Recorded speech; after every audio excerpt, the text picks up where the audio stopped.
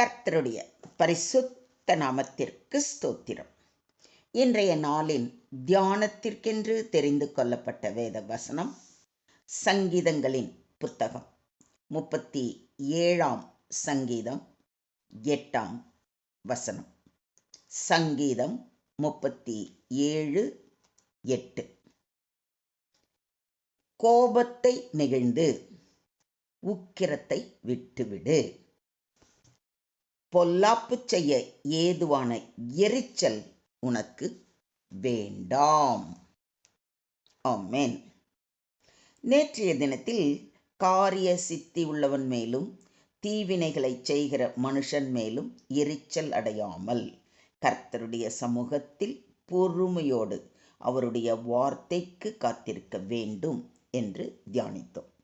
தொடர்ந்து இன்றும் தேவன் நமக்கு போதிப்பது கோபத்தை நெகிழ்ந்து உக்கிரத்தை விட்டுவிடு, பொல்லாப்பு செய்ய ஏதுவான எரிச்சல் உனக்கு வேண்டாம் என்பதே.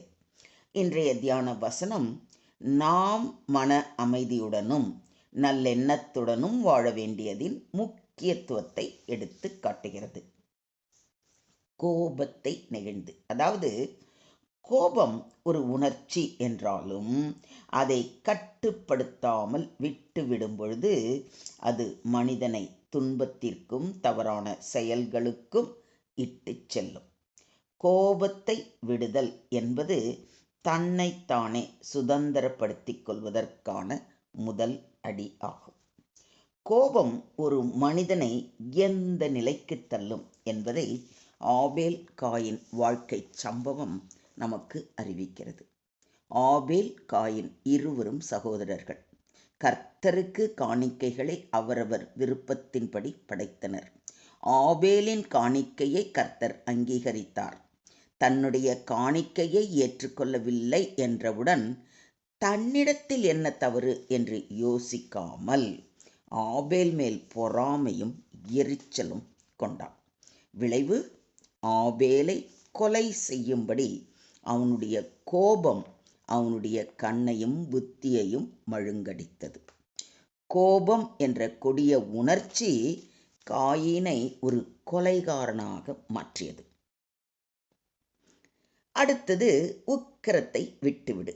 உக்கிரம் என்பது கோபத்தின் ஒரு தீவிர நிலை. இன்றைய தியான வசனம் உக்கிரம் போன்ற விஷத்தன்மை கொண்ட உணர்வுகளை விட்டுவிடும்படி எச்சரிக்கை செய்கிறது. உக்கிரம் நம் மனதை மட்டுமன்றி மற்றவர்களுடனான உறவுகளையும் தீய பாதைக்கு இட்டு செல்லும். கோபத்தின் உச்சகட்டமான உக்கிரத்தில்தான் காயின் ஆபேலை கொலை செய்தான். இந்த உக்கிரம் நம் செயல்களின் பின் விளைவுகளை சற்று கூட சிந்தித்து பார்க்க விடாது. அடுத்ததாக, பொல்லாப்பு செய்ய ஏதுவான எரிச்சல் உனக்கு வேண்டாம் என்று எச்சரிக்கை செய்கிறார். பொல்லாப்பு என்பது தவறு அல்லது தீமை.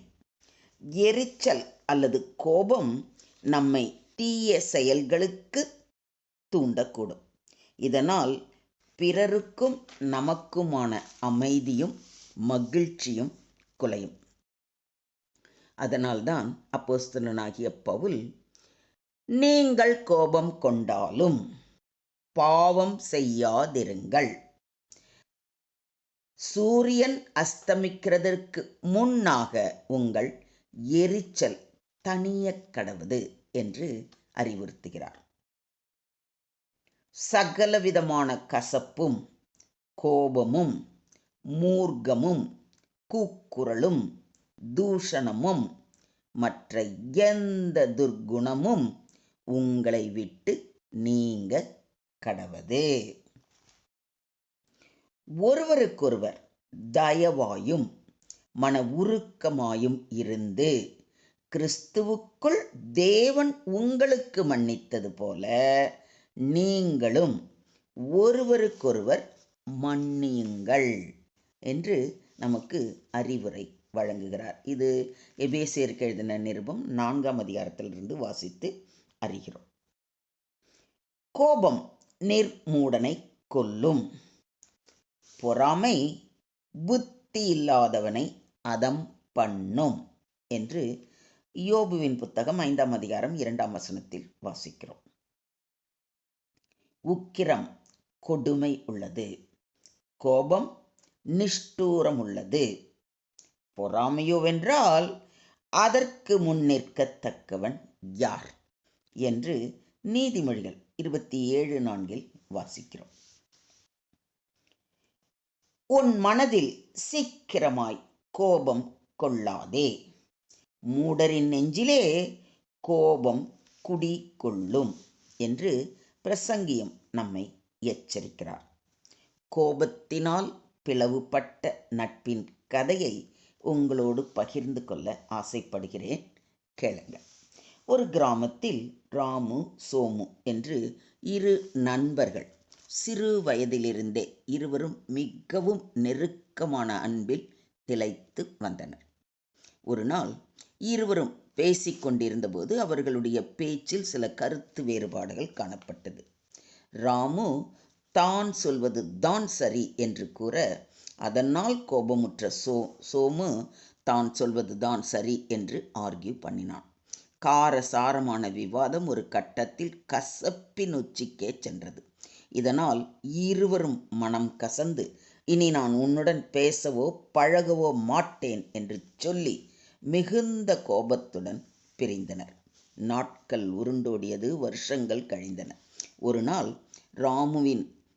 ராமுவிடம் அவன் உறவினர் ஒருவர் வந்து, என்னப்பா உன் நண்பன் சாக கிடக்கிறானாமே, நீ போய் அவனை பார்க்கலையா? பாவம், அவன் இப்போவோ அப்போவோ என்று இருக்கிறான் என்று சொன்னதை கேட்டவுடன் ராமுவின் மனதில் மிகவும் வேதனை. ச்சே, எவ்வளவு நட்புடன் சிறு வயதிலிருந்து பழகி வந்தோம், இப்போ இப்படி பிரிந்து பேச்சுவார்த்தை கூட இல்லாமல் இருக்கிறோமே என்று மனம் வருந்தி பழைய கசப்பை எல்லாம் உதறி போட்டு அருமை நண்பனை பார்க்க ஓடோடி போனான். சோமுவின் வீட்டிற்குள் நுழைந்த ராமுவுக்கு தன் கண்களையே நம்ப முடியவில்லை. என் நண்பன் சோமுவா இது என்று கண்ணீரோடு அவன் அருகில் போய் அவன் கைகளை பிடித்து, சாரிடா, நான் தான் தப்பு பண்ணிட்டேன்.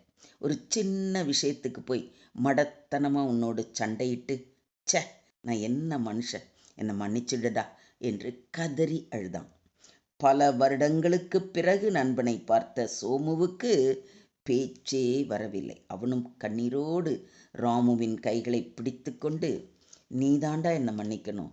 பாரு, என்னுடைய கோபமும் உக்கரமும் என்னை எந்த அளவுக்கு பாதிச்சிருக்குன்னு பார். உன்னை நினைக்கும் போதெல்லாம் கோபம் தலைக்கேறி ரத்தம் சூடாகி பிபி, சுகர் என்று எல்லா நோயும் வந்து மன நிம்மதி இல்லாமல் இதோ சாவை எதிர்நோக்கி காத்திருக்கிறேன்.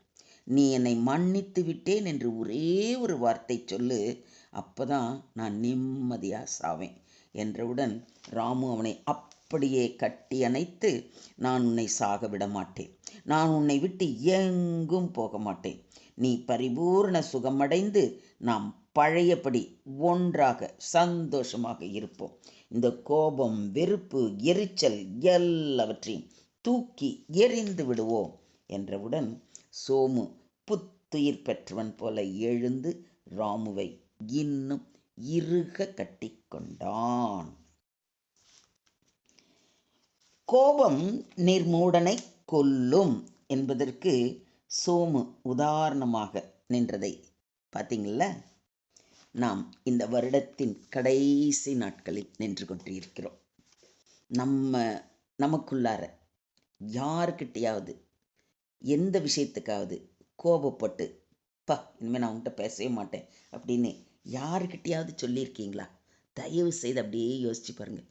ச்சே, அவங்கக்கிட்ட நம்ம கோபப்பட்டுட்டோம், அவங்கள்ட்ட இருந்து நம்ம பேசாமல் விலகி இருக்கிறோம். அது ரொம்ப தப்பு.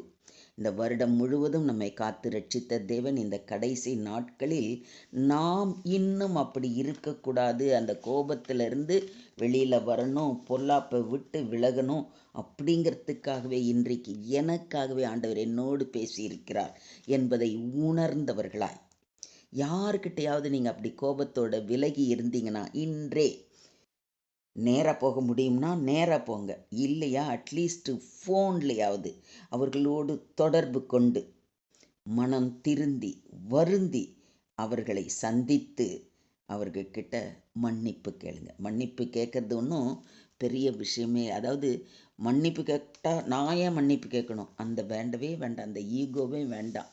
யாராக இருந்தாலும் தழைந்து மன்னிப்பு கேட்கும் பொழுது நிச்சயமாக தேவன் நம்மை மன்னிப்பார். தேவன் நம்மளை மன்னிக்கணும்னா முதல்ல நம்ம மற்றவர்களை மன்னிக்கணும். அதனால் பழசெல்லாம் மறந்துடுங்க.